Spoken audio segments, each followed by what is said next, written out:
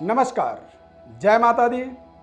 ओम या श्री स्वयं सुकृतिनाम भवने स्वलक्ष्मी पापात्मनां कृतधियां हृदय सुबुद्धि श्रद्धा सदांकुलजन प्रभवस्य लज्जा तान्त्वान् नदास्म परिपालय देवी विश्व।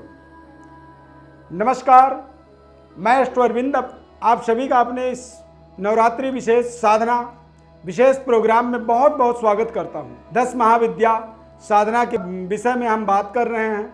आज हम जो छठी महाविद्या यानी जो छठा महाविद्या है छिन्नमस्ता माता,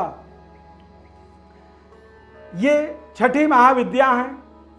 छिन्नमस्ता माता ने अपना सिर काट करके अपनी रक्त धारा से अपने सहचरी यानी अपने साथ चलने वाली डाकनी और सहचरी इन दोनों को प्यास लग गया, और प्यास जब लगा तो छिन्नमस्ता माता ने अपना सर काट दिया, और सर काटने से उनके धड़ से जो है रक्त की धारा बहने लगी, और वो रक्त की धारा 3 धाराओं में बह रही थी। डाकनी और सहचरी की क्षुधा को शांत करने के लिए माता के जो रक्त थे वो उनके मुख में गिरने लगे, और जो तीसरी धारा थी यानी 3 धाराएं निकली, तो जो तीसरी धारा थी वो स्वयं अपने मस्तक को दूसरे हाथ में रखी हुई अपने उस मस्तक के मुख में तीसरी धारा गिरने लगी, और वो तीनों धाराएं छिन्नमस्ता माता प्यास को बुझाने के लिए, मतलब कि माता छिन्नमस्ता माता की जो कृपा है हमारे जीवन में इतनी ज़्यादा है कि वो हमारे ज़रूरतों को, हमारे आवश्यकताओं को, मूलभूत सुविधाओं को पूरा करने के लिए पूर्णतया संकल्पित होती हैं। माता 2 भुजा हैं, एक भुजे में कृपाण है और दूसरे हाथ में उनका अपना कटा हुआ सर होता है। हमारे किसी भी तरह की जीवन की जो तृष्णा है उस तृष्णा की पूर्णता के लिए छिन्नमस्ता माता की, भगवती की हमें ध्यान करनी चाहिए, और छिन्नमस्ता माता भक्तों की सहायता में किसी भी तरह की कमी ना हो इसका विशेष वो ध्यान रखती हैं।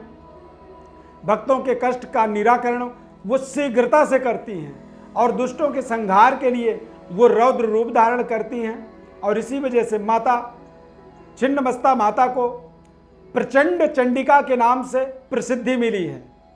अपने भक्तों को ज्ञान विज्ञान, धर्म मर्मज्ञ, शास्त्र मर्मज्ञ और अजेय वरदान देती है। यानी इस माता का आपको ध्यान करना है। कटी हुई मस्तक उनके हाथ में है, 3 धाराएं उनके धड़ से निकल रही हैं रक्त की, और 2 धाराएं उनकी सहचरी और डाकनी दोनों के मुख में जा रहा है, और तीसरी धारा उनके स्वयं के मुख में जा रहा है। तो इस तरह से वो एक समर्पणता भाव से माता की कृपा अपने भक्तों के लिए होता है। जब हम माता की ध्यान करते हैं, माता का साधना करते हैं, माता के कृपा की प्राप्ति की कामना करते हैं, खासकर शारदीय नवरात्रि में छिन्नमस्ता माता की संपूर्ण कृपा हमारे जीवन में हो जाती है। छिन्नमस्ता माता की जो कृपा होती है केवल स्मरण मात्र यानी केवल ध्यान मात्र से ही हमारे जीवन के सभी प्रकार के बाधाओं से हमें मुक्ति मिलती है।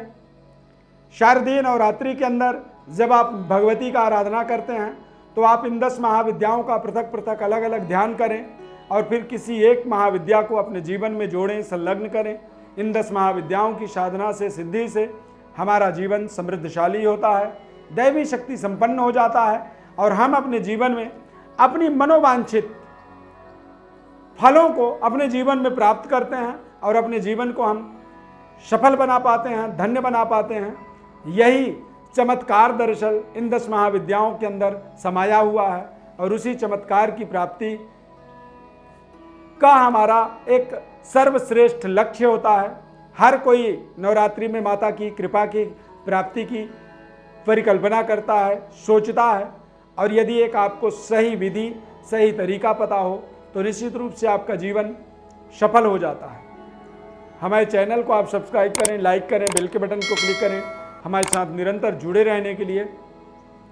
हमारे चैनल को यदि आपने सब्सक्राइब कर रखा है तो बहुत बहुत धन्यवाद। इस साधना क्रम में हम आप जुड़ रहे हैं और इस साधना के बाद फिर जुड़ेंगे। नए कार्यक्रमों के साथ।